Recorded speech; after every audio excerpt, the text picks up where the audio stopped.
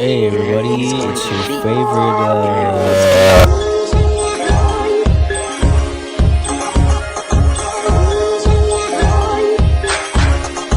hey guys, welcome to the Q&A. Before we begin, I just wanna hang on one sec. Sorry, I had to take a dump. Alright, let's get on with the questions. Was there a time where you didn't want to make YouTube videos, and if you got over it, how did you get over it? I'll be honest, I do kind of procrastinate a lot, mostly because I'm lazy. Also just like school and life in general. But there was a time where I didn't really want to do YouTube videos anymore. I think it was during the meme era. And then one day I just made this video going over some 12-year-old kid book. That's bad. And then I just realized, hey, I could do this for a living.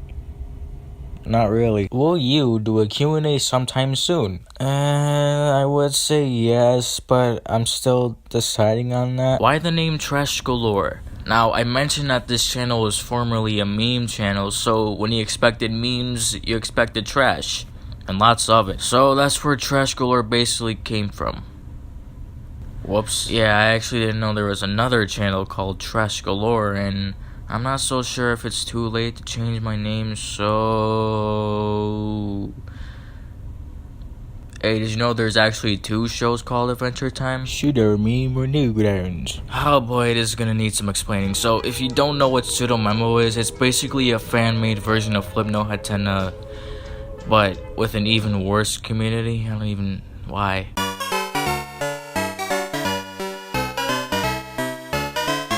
Plus, there's a complete lack of variety on the site, as well as a whole lot of bland. It may sound like what I'm saying is blatant propaganda, but I left the site because it was just too uninteresting. All the way in 2017. Wow, was I too late? Yeah, I think Newgrounds wins, no question. Even with the oversaturation of retro pixel throwback games, at least a lot of their games have something to convey a sort of diverse experience. If that wasn't enough, there's a lot of great and diverse independent content made by people who know more than one art style. 800-588. Where the hell did you put the whiskey? I mean, technically you put it in my fridge, so I'll tell you what, you want a Sprite? What's your favorite game? Let me tell you, I play a lot of games, more than I need to. So let's just make this quick. My favorite game of all time would have to be... come on, it's Rayman Legend, you know this. What I really love about it is the soundtrack, the gameplay, the controls. Okay, let me explain. You use the control stick or D-pad to move, press square to attack, you press X to jump, and you hold down R2 to run. It's the absolute dumbest controls in a video game. On paper, when you get down to actually playing the game, it actually feels more comfortable than I thought it'd be. You don't have to reach for the A button to attack while running with Y like in Mario 64 DS. Ugh.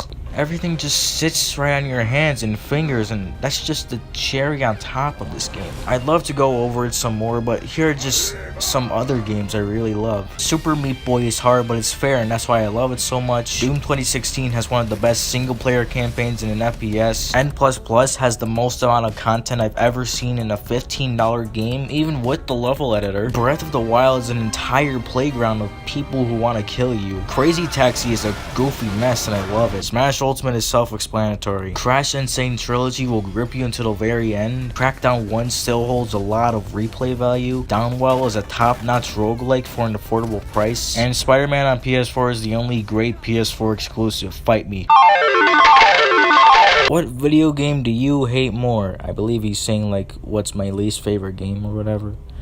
You know what? I'm just gonna say it. Wario Land 3 is stupid. I really want to make a full-length review of this game, but I'd rather shove my head into a pool of knives than talk about it. The controls are fine enough and the music's alright. I like the day and night system and how I can just exit a level and change the time of day, but That's it. It's just so annoying and tedious. Getting hit by an enemy over and over and over again hits me in the groin, and the knockback is just so far back and you lose so much progress for no reason. Also, the golf minigame can suck my balls. You have 3 strokes. One of them can go too far, not far at all, or you trip and die. And you think because you have the pattern down, you think of a strategy. But nope, it turns out every single time you play the minigame, there's a completely new level design that changes for no reason every single time, and it's required to progress through a level. Why?